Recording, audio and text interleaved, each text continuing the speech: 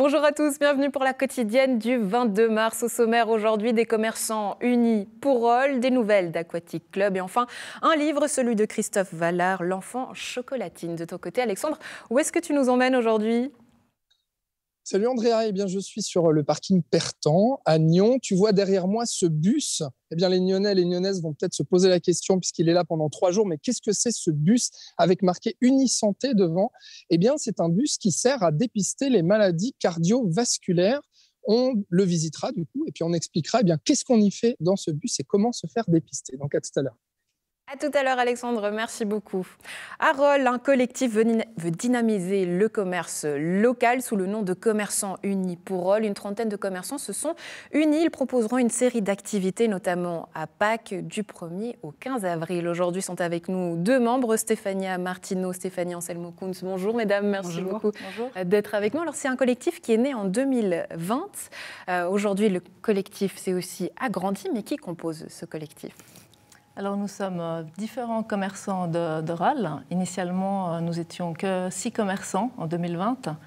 Et ça s'est agrandi vraiment de manière naturelle et de manière totalement naturelle. Donc aujourd'hui, nous sommes une trentaine. Et nous sommes ravis d'accueillir les personnes qui veulent effectuer des activités avec nous. Ouais, on va parler de vos objectifs d'ici quelques instants, mais je le disais, c'est un collectif qui est né en 2020 pour répondre à quels besoins ? Simplement faire prospérer les petits commerçants et aider les petits commerçants de Roll, de la région de Roll principalement. Et voilà, de nous faire connaître, vraiment, ce collectif nous réunit tous. Alors à la fois, ça nous aide, puisqu'on est tous, on propose tous une gamme différente de produits ou de services, mais on a un point commun, c'est que souvent on est seul à la barre de nos petites entreprises. Donc il faut faire la communication, absolument, vendre les produits. J'imagine que c'est quelque chose qui a été très utile aussi, notamment durant la période du Covid. Absolument. Vous étiez né à point nommé. Absolument, exactement, à point nommé. Et je pense que si le collectif a aussi bien fleuri, c'est parce que la période a été dure pour beaucoup de commerçants. Et donc aujourd'hui, on se retrouve tous dans ce collectif. Et puis voilà, c'est à la fois réconfortant et très dynamisant et encourageant ce qu'on est en train de mettre en place là dans ce collectif. Alors aujourd'hui, pour vous différencier peut-être du GREC, qui est lui une association, elle est reconnue par les autorités rolloises. Qu'est-ce que ça change ? Pourquoi ne pas avoir voulu justement vous associer au GREC ? Et qu'est-ce qui vous différencie, mis à part le fait que vous n'êtes donc pas une association ? Alors voilà, on n'est pas une association, donc on a cette liberté-là par rapport à une association qui a un comité, une présidente ou un président. Donc il y a une hiérarchie. Chez nous, c'est vraiment totalement horizontal. Il n'y a pas de hiérarchie, chacun amène des bonnes idées. Ça fonctionne de façon démocratique. Tout à fait. Ouais. Et puis ensuite, le commerçant est libre ou pas de participer à l'activité et de participer aussi financièrement à cette activité. On n'a aucune subvention de la commune, donc on est libre. Ouais, mais est-ce que vous n'auriez pas meilleur temps finalement de vous mettre tous ensemble et de vous rejoindre finalement au GREC aussi ? Alors, pour le moment, on fonctionne très bien comme ça. On est heureux de fonctionner de cette façon. Les membres du GREC sont bienvenus chez nous. On s'est rencontrés à différentes reprises. Ils sont les bienvenus chez nous. Le fait d'être un collectif, moi je peux parler en tant que commerçante, c'est vraiment le collectif comme il fonctionne aujourd'hui est juste très plaisant, très agréable. On a des événements qui nous font vraiment, qui nous amènent du monde. Et puis justement cette légèreté du collectif, en fait, le fait que justement ça ne soit pas une association, c'est ce qui me plaît, moi. C'est vraiment le côté pas sclérosé, en fait, ce que peut avoir parfois une association. Au sein du collectif, on n'a pas du tout ça. C'est vraiment dynamique, spontané. Ouais. Et c'est vraiment les deux choses qui me plaisent beaucoup. Et l'avantage aussi, c'est que chacun apporte ses compétences. Donc, on amène chacun nos idées, mais aussi on a, par exemple, une graphiste, un photographe, une personne qui travaille dans le marketing. On a vraiment toutes sortes de palettes de commerçants dans le service et dans les produits. D'ailleurs, vous aviez fait une vidéo qui avait très bien fonctionné. Aujourd'hui, quelle identité, plutôt quel visage vous voulez donner aux commerçants rollois ? La solidarité, je pense. Vraiment, c'est ce qui fait vraiment. S'il y a un mot qu'on doit retenir dans ce collectif, qui est vraiment frappant, c'est la solidarité. On tire tous à la même corde, on veut tous la même chose, on a tous les mêmes objectifs. Ouais, Malgré nos activités différentes, ce qu'on disait avec Stéphanie, on est comme des collègues, finalement. Exactement. Ouais, alors il y a donc Pâques qui arrive. Est-ce que c'est une période importante, notamment pour les commerçants rôlois? Est-ce qu'on mise notamment sur Pâques pour vendre un peu plus? Bien sûr, Ouais. bien sûr. La visibilité est importante. C'est pour ça qu'on organise ce concours de vitrine. La chasse aux œufs pour les enfants, pour que les familles viennent aussi. Donc l'idée, c'est que tout le monde soit visible et qu'on soit dans le service ou dans la vente de produits. Ouais, alors on va donner forcément un petit peu envie aux gens. Quelles sont les dates qu'on peut aujourd'hui citer? Alors c'est du 1er au 15 avril, donc il y aura cette fameuse chasse aux œufs. Donc les gens peuvent venir n'importe quel jour. Des œufs dorés qui seront cachés dans les vitrines des commerçants. Il y aura un plan qu'ils devront venir chercher chez nous. Et puis, il y aura ce fameux concours de vitrine. Et le 9 avril, il y aura des lapins déguisés qui offriront des chocolats aux enfants et des bons des commerçants. Donc, à la réduction. Des bons de réduction, bah oui, forcément, un petit plus pour le commerce. Stéphania Martineau, Stéphanie Anselmo-Kunz, merci beaucoup d'avoir été avec nous. Excellente journée à vous et déjà joyeuse Pâques. Merci, vous aussi. Merci. Alexandre, on retourne vers toi, donc toujours à Pertan. Est-ce que tu as déjà mis une petite sonde? Ah non, en blouse blanche, accompagnée d'une dame en blouse blanche, mais toi encore, tu restes au loin des seringues. Je sais que c'est pas trop ton truc. Effectivement, donc je suis devant ce bus avec Liliane Chezeau. Bonjour. Bonjour. Alors, vous êtes responsable prévention et promotion de la santé pour Unisanté. Alors, en 2 mots, qu'est-ce que c'est ce bus? Alors, ce bus, comme vous pouvez le voir, c'est un bus qui propose des bilans de santé, donc l'Unisanté. Donc, on circule dans tout le canton toute l'année pour aller à la rencontre des gens, pour proposer ces bilans. Donc, dans ces bilans, on propose un contrôle de cholestérol, une mesure de la glycémie, on mesure le poids, la taille, enfin on fait différentes mesures. Et puis aussi on donne des conseils personnalisés, individualisés en fonction des résultats. La personne repart avec justement ses résultats et les conseils. Et dépistage aussi des risques de maladies cardiovasculaires, c'est ça? C'est axé sur les facteurs de risque cardiovasculaire, parce que bien sûr que plus on peut prévenir les risques, moins on a de risques, hein, ouais. Donc par rapport à son cœur, à ses artères, etc. Donc c'est notre but, c'est axé sur la prévention cardiovasculaire. Ouais, alors là, vous êtes à Nyon pendant 3 jours, jusqu'à jeudi y compris, mais alors par contre, vous êtes victime de votre succès, c'est complet, hein, déjà. C'est complet à Nyon. Par contre, voilà, on va se déplacer. Après, on va aller à Avonches, à Payerne, à Lausanne, à différents endroits. Ouais. On peut s'inscrire pour les personnes intéressées directement sur le site du bus santé. Ouais. Et puis, ce qu'il faut savoir aussi, c'est que c'est ouvert à toute personne. Oui, j'allais le dire. Qui c'est qui peut s'inscrire? Moi, je peux venir? Vous pouvez venir. D'accord. Pas de souci. Il faut avoir 18 ans. 18 ans. Et puis, ça coûte 40 francs ouais. parce que c'est subventionné en partie par le canton de Vaud. Oui. Et ça dure une demi-heure. D'accord. Le temps qu'on fasse l'analyse, que vous receviez les conseils. Ouais. Alors, comment ça marche? Montrez-moi. On va rentrer dans ce bus. Comment ça marche? Vous pouvez me suivre. Ouais. Je vais vous montrer. Je vous suis. Donc là, normalement, on met un masque. Bon, comme on ne va pas passer trop de temps ensemble aujourd'hui. On ne va pas avoir 30 minutes ensemble. Voilà, on se désinfecte, on met un masque. Et puis là, vous pouvez vous installer ici. C'est où les personnes s'installent. Alors, je m'installe. Voilà. Et là, une fois que j'ai pris plusieurs informations, je vais faire mes mesures. Je vais vous prendre la pression, si vous voulez, par exemple. Oui, ça se passe comment en général? Donc là, voilà, moi je suis comme un patient qui arrive chez vous. Vous êtes comme un patient, on accueille le patient, on prend 2-3 informations par rapport à l'âge, par rapport à la date de naissance, aux antécédents. Au poids aussi.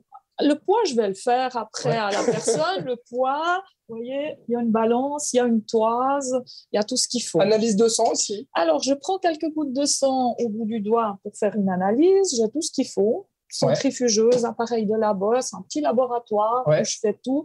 Dans cette partie, je fais tout ce qui est mesure, tout ce qui est analyse, poids, taille, etc. Bon, alors, on va voir si ma tension est bonne. Alors, on va prendre la pression. Normalement, on ne parle pas pour la pression. Faut que je me taise, c'est ça, Liliane. Voilà. Alors, expliquez-nous un petit peu après les résultats. C'est qu'après, une fois que tout est bien, qu'on a tous les résultats, posez bien votre bras, on imprime un bilan graphique avec les résultats. Là, j'ai quelques exemples, je vous montrerai après, où on a des résultats qui apparaissent sous forme de couleurs. Donc, c'est facile à comprendre parce que c'est un petit peu comme les feux de circulation. Le rouge, c'est pas très bon, stop. Hein. L'orange, ben, on discute, est-ce que ça passe ou pas. Et puis le vert, ben, c'est des bons résultats. En général, c'est des bonnes valeurs. Alors, je pense que vu le stress aujourd'hui, peut-être la pression est un peu élevée. Je suis un peu stressée. Peut-être qu'on la reprendra après, une fois que vous êtes un petit peu plus J'ai une détendu. tension à combien, Liliane? Une tension à 160/89. Ça veut dire que vous seriez dans le rouge. Je serai dans le rouge carrément. Il faut que je m'inquiète alors. Vous voyez, une tension à plus de 160, elle est dans la zone rouge. Après, on la reprend toujours 2 fois parce qu'on n'est jamais, c'est jamais la première fois qu'on a la pression la plus idéale. Voilà. D'accord. Et donc après, vous avez des conseils aussi, j'ai vu sur l'alimentation. Voilà. Alors après, en fonction des résultats, on parle d'alimentation, on parle de tabac, on fait vraiment des conseils personnalisés. Donc, on a une autre petite salle avec un bureau où on parle de ça. Donc, le but, c'est vraiment d'avoir un échange avec la personne, que la personne puisse poser des questions. Donc, bien sûr qu'on lui explique les résultats, mais après, on va axer plutôt sur le risque qui concerne la personne. On va peut-être plus parler du tabac, on va peut-être plus parler d'activité physique, on va peut-être plus parler d'alimentation. C'est vraiment des conseils concrets. Donc, et le but justement de tout ça, d'aller voir les gens avec ce bus, c'est quoi le concept? C'est quoi le but? Le concept, c'est vraiment de faire de la prévention. C'est vraiment d'expliquer aux gens qu'est-ce qu'on peut faire pour sa santé, pour éviter les risques ou pour améliorer sa santé en fonction des risques qu'on a déjà. Donc, on est vraiment dans la prévention, dans les conseils concrets. Et puis, c'est beaucoup... voilà, cet échange avec les gens. C'est ça qui vous plaît d'ailleurs dans ce métier. Hein. Voilà, on n'est pas chez le médecin, on est vraiment... Oui, moi j'adore ça. Moi, ça me plaît. Je fais ça depuis 13 ans, je ne m'en lasse pas. Et puis, on a aussi les gens qui reviennent parce que les personnes elles reviennent chaque année. On collabore aussi avec les médecins d'ailleurs. Si on a vraiment des résultats qu'il nécessite, on envoie la personne chez son médecin aussi. Bon, là, il ne faut pas trop que je m'inquiète, Liliane, ça va, on va mettre le stress sur le compte de l'antenne. Voilà, on va faire ça. On peut faire la prise de sang aussi, si vous ça voulez. Va, c'est gentil. On va s'arrêter là. Merci Liliane, en tout cas. Merci beaucoup d'avoir passé du temps avec moi. Bon, Andrea, tu l'auras compris, malheureusement, c'est tout complet pour ce qui est de Nyon. Mais si les Vaudois et les Vaudoises veulent aller trouver le bus Unisanté, vous tapez Unisanté sur Internet et vous allez voir. Il y a encore et on trouve des dates dans le canton de Vaud un peu partout. Voilà, pour avoir des conseils personnalisés sur sa santé. Merci beaucoup Liliane et bonne journée. Je vous en prie, merci. Eh bien, bonne journée à toi Andrea. Je quitte le bus et puis j'ai failli me casser la figure, mais tout va bien. Voilà, un peu de stress apparemment, mais je vais rectifier le tir.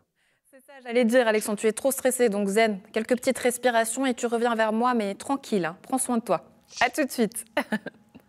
On passe au sport. Souvenez-vous, en novembre, un nouveau club de water-polo, Aquatic Club, était né. Depuis, de nouvelles. Première, la Fédération suisse de natation lui a octroyé une accréditation qui permet donc aux joueurs de participer aux compétitions officielles. Deuxièmement, le club a fondé son école de water-polo. Stéphane Ferrer, un président heureux. Oui, extrêmement heureux, mais je ne suis pas tout seul. Il y a un comité derrière moi et des membres fondateurs. Plusieurs mois, plusieurs semaines à vouloir créer ce club. Et c'est chose faite puisque nous avons une accréditation qui sera officielle à partir du 1er avril. Ouais, donc c'est tout frais, mais cette accréditation, concrètement, qu'est-ce qu'elle permet ? Alors déjà, ce n'est pas un poisson d'avril, c'est le 1er avril. Ça va tout simplement nous permettre de jouer au water-polo et d'intégrer la Ligue régionale 1 dès le 4 avril, puisque nous rencontrons l'équipe de Carouge à Chaiseray, donc à domicile. Et ça démarre donc le 4 avril en Première Ligue. Ouais, étant donné que c'est un tout nouveau club, sur quels critères est-ce que cette accréditation elle a été donnée ? L'accréditation a été donnée tout simplement par rapport à nos statuts, par rapport à la volonté de vouloir développer une activité comme le water-polo, et puis surtout d'avoir une école de formation donc, qui est dédiée au water-polo, mais pas que, puisque nous allons travailler sur tous les éléments aquatiques. Il faut savoir que pour jouer au water-polo, il faut savoir nager. Ouais. Et donc, par rapport à cela, donc, on a tout mis en place. Et dès demain, mercredi, dès 13h30, vous avez l'école de water-polo qui fonctionne à la commune de Bassin, dans la piscine, de bassin. Ouais, on sait que vous entraînez notamment à Bassin et Chézeray. On voit là quelques images, peut-être juste nous préciser qu'est-ce que c'est, parce qu'il y a aussi eu des matchs durant cette période amicaux que vous avez fait. Exactement, donc je voulais remercier, en profiter pour remercier l'ensemble des équipes romandes qui se sont mobilisées pour nous permettre de travailler avec nous, de pouvoir nous entraîner. Et là, en l'occurrence, vous voyez des images de la semaine dernière avec l'équipe de Lausanne. Je ne sais pas si vous vous rappelez quand nous jouions contre Lausanne, ce derby roman. Et là, c'est ça, c'est la beauté du sport, la passion du sport. Et toutes ces équipes nous ont accueillis et on a pu avoir et permettre de préserver une certaine condition physique. Ouais, on va revenir à cette condition physique, à l'aspect peut-être plus sportif. Voilà, la belle brochette, l'équipe est là. Mais pour revenir peut-être à ces bassins, Chézeray et Bassin, justement, on sait que Nyon, une demande avait été faite auprès de la commune. Qu'est-ce qu'il en est aujourd'hui ? Alors, nous attendons une réponse. C'est vrai que nous avons sollicité la commune de Nyon pas plus tard qu'à 10-15 jours par son municipal Alexandre Démétriades, puisque Aquatic Club est un club nyonnais avant toute chose, et nous jouons en Ligue régionale 1 dès la semaine du 4 avril, et donc nous avons également besoin de créneaux dans la piscine du Cossy et pourquoi pas la piscine de Colovray. Donc nous attendons une réponse de la ville de Nyon. Et vous attendez une réponse, mais on va quand même préciser que la municipalité s'était déjà positionnée. Elle avait dit qu'elle ne pouvait pas vous accorder des bassins, puisque ce bassin, aujourd'hui, il est donné notamment au Cercle des nageurs de Nyon. Aujourd'hui, ce qui change, notamment, c'est le fait que vous ayez cette accréditation. Donc... Alors, premièrement, nous avons une accréditation. Deuxièmement, il faut savoir que nous jouons en Ligue régionale 1. Donc une ligue juste en deçà de la Ligue nationale B, où nous étions antérieurement avec ce club nyonnais. Et aujourd'hui, le Cercle des nageurs de Nyon est en Ligue 2. Donc nous avons la légitimité, en notre qualité de club nyonnais, d'avoir également des créneaux libres, je le précise, au sein de la piscine du Cossy et à la piscine de Colovray. Mais j'aimerais aussi remercier la commune de Chézeray, l'association As-Boiron avec le CODIR qui a mis tout en œuvre également pour nous permettre sur des créneaux libres également de pouvoir nous entraîner, et ça depuis quelques semaines déjà, et ça nous a permis de pouvoir travailler correctement sur nos entraînements et de préparer les futurs matchs, sans oublier bien évidemment la piscine de bassin. Donc permettez-moi cette question, Stéphane Ferrer, est-ce que vous avez vraiment besoin de ces bassins nyonnais? Parce qu'aujourd'hui on vous entend, ça se passe bien à Chézeray, ça se passe bien à Bassin, donc pourquoi vouloir absolument ces bassins nyonnais? Est-ce que c'est vraiment juste une question pour embêter un petit peu le Cercle des nageurs de Nyon? Pas du tout. Nous sommes, dans un état d'esprit de construction et de positivité. Loin de là, notre volonté, notre pensée de vouloir embêter, on n'est pas du tout à ce niveau-là. Et on ne viendra pas sur ce terrain-là. Mais vous le savez, un club, ça doit se développer. Nous avons une école de water-polo avec des créneaux à bassin, mais ce n'est pas suffisant. On souhaite se développer, on souhaite s'entraîner un peu plus.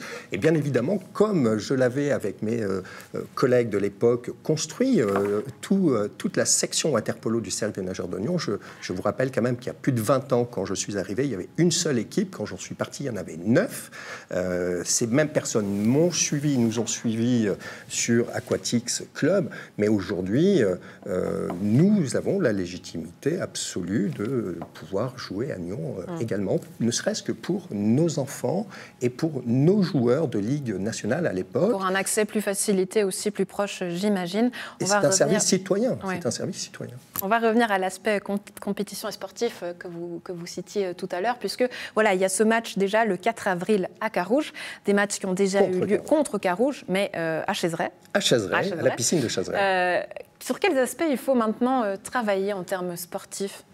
Alors écoutez, on a justement, on sait que cette équipe de anciennement Ligue nationale B est un peu vieillissante, à mon image d'ailleurs, sans que ce soit péjoratif. Donc notre volonté, elle est justement de faire progresser tous ces jeunes que nous avons et de les intégrer dès le 4 avril dans l'équipe de base pour pouvoir assurer son développement Et un objectif, c'est qu'au 1er septembre 2022, donc dans quelques mois, cette équipe d'Aquatics Club puisse atteindre la Ligue nationale B, puisque c'est une possibilité, je tiens à le préciser. Aujourd'hui, si demain, nous terminons dans les 2-3 premiers de cette ligue, nous pouvons prétendre à être promus en Ligue nationale B, ce qui serait exceptionnel. Donc en termes sportifs, mettre tout de suite la barre très haut. Stéphane Ferrer, président d'Aquatics Club, merci beaucoup d'avoir été avec nous et bon match à vous pour ce 4 avril. À très bientôt. Merci Andrea pour votre invitation.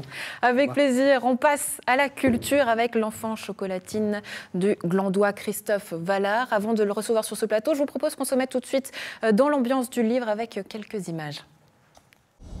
Je suis né 2 fois. La première, dans le tango lent de la chenille. La seconde, dans l'envol insaisissable du papillon. Entre les deux, un fleuve à traverser, comme un éphémère. Car la vie n'est pas un droit, juste un prêt que l'on vous accorde à l'aube et qu'il faudra solder au crépuscule. C'est elle, la longue journée que je presse comme une orange jusqu'à la dernière goutte. Sans reprendre mon souffle, sans avoir le temps d'en reprendre un morceau. La tranche de vie, sans doute la plus tendre, découpée dans le pain de la campagne, que je tartine aujourd'hui avec ma confiture de mots, en passant sur la route des Castels Sarrazin.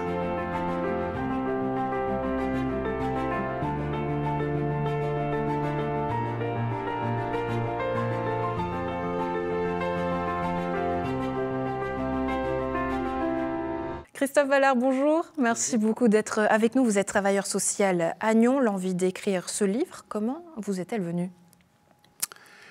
En fait, assez naturellement, c'était à la base un manuscrit dédié à ma fille, une espèce de transmission. Et puis qui s'est rapidement, qui a évolué en un livre 2 ans plus tard. En gros, les 2 années Covid ont été assez... je dirais, salvatrice pour moi dans ce domaine-là, pour avoir plus de temps pour l'écriture, puisque j'avais avant un format qui était lié à la chanson d'une 40aine de lignes. Donc c'était un challenge d'un propos qui allait être 140 pages plus tard, quelque chose de beaucoup plus conséquent, quoi. Ouais, la chanson qui est aussi une source d'inspiration pour vous, Francis Cabrel notamment.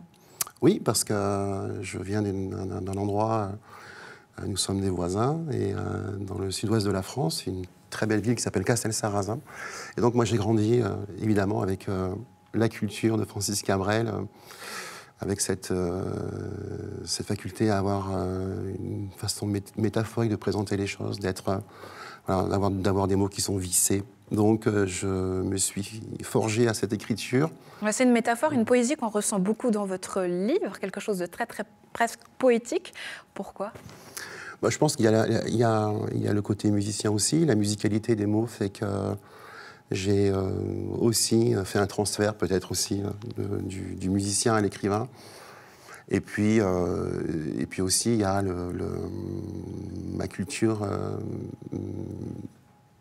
au niveau littérature qui a joué aussi, entre l'enfance, les premiers livres de Jack London, et puis après, Marcel Pagnol, qui m'a beaucoup marqué, le côté bucolique qu'on retrouve dans ce livre, jusqu'à Marcel Proust dans mes études. Donc, c'est aussi l'histoire de toute une génération, la jeunesse en 1980, la vôtre.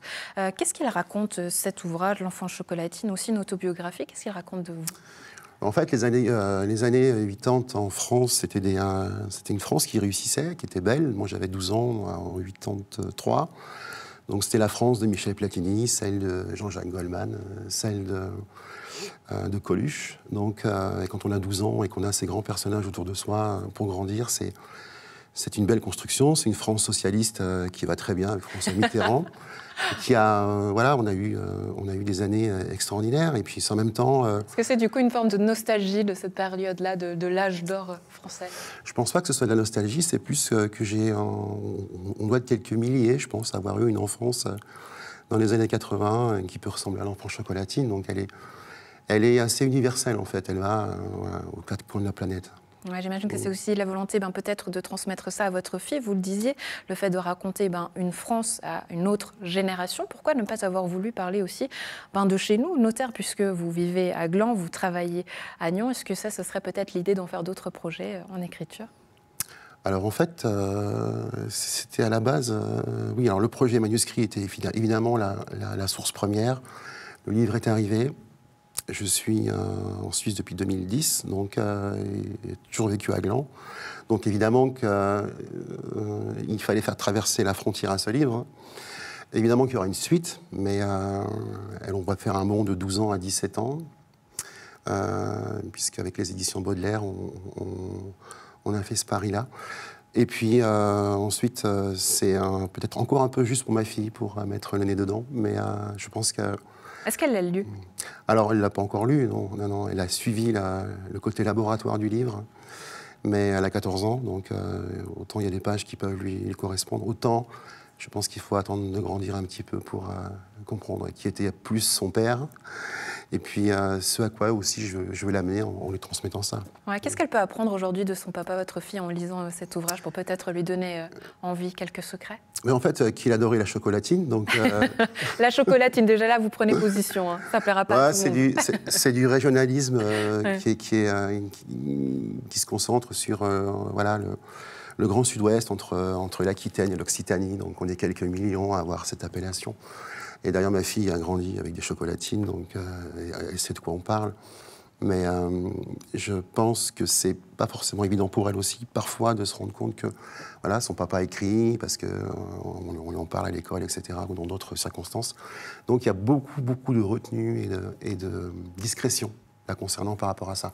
On en parle, mais ça reste un sujet qu'on ne développe pas trop pour l'instant, parce que l'adolescence, il y a pour elle d'autres enjeux, donc voilà. Ouais. Christophe Vallard, vous serez notamment en séance de dédicace à Payot le samedi 26 mars de 11h à 12h30. On pourra retrouver aussi votre livre là-bas. Est-ce qu'il y a une autre série d'activités aussi qui vont naître peut-être de cet ouvrage? On voit, vous avez pris quelques images derrière vous. On sait que c'est quelque chose qui se fait beaucoup maintenant. C'est teaser aussi en vidéo. Est-ce qu'il y a d'autres activités qui vont naître autour de ce livre? Oui, on m'a proposé d'adapter le livre en conte musical. Donc c'est une expérience inédite. Alors autant j'ai l'expérience du micro pour chanter, mais narrer son propre livre, c'est un vrai exercice. Donc je travaille dessus, et en fin d'année, il y aura ça. Évidemment que je vais avoir des séances dédicaces dans le Grand Sud-Ouest, où les gens m'attendent pour ce livre. Et puis quelques salons du livre, et puis la suite que je suis en train d'écrire. Donc oui, c'est une belle aventure, cet enfant chocolatine. Ouais. Christophe Vallard, merci beaucoup d'avoir partagé cette aventure avec nous, et puis très belle journée à vous, à très bientôt. Merci beaucoup. Sortez vos agendas puisque quelques dates à vous donner. En bref, mercredi 23 mars aura lieu la journée mondiale de l'eau. La ville de Nyon propose une animation ludique à faire en famille pour découvrir la place de l'eau en ville et apprendre à la préserver. Toutes les informations sont sur le site de la ville de Nyon. Ensuite, à noter également la semaine de lutte contre le racisme qui célèbre cette année son 10e anniversaire. Au programme et encore jusqu'au 26 mars, labyrinthe grandeur nature, podcast radio et court-métrage, tout ça sur la thématique du regard et une édition intitulée « Hey, tu vois quoi ?» Enfin, on termine avec la culture. Samedi 26 et dimanche 27 mars, rendez-vous pour les traditionnels contes au château. Une quinzaine d'artistes seront là pour vous réciter une ribambelle de contes. Tout ça par une très jolie compagnie, très sympathique, qu'on salue, la compagnie Courte Paille. Voilà, vous avez tout noté, de quoi faire ce week-end et cette semaine. Pour ma part, c'était un plaisir d'être en votre compagnie. Je vous retrouve demain. Bonne suite de programme sur Nyon Région Télévision.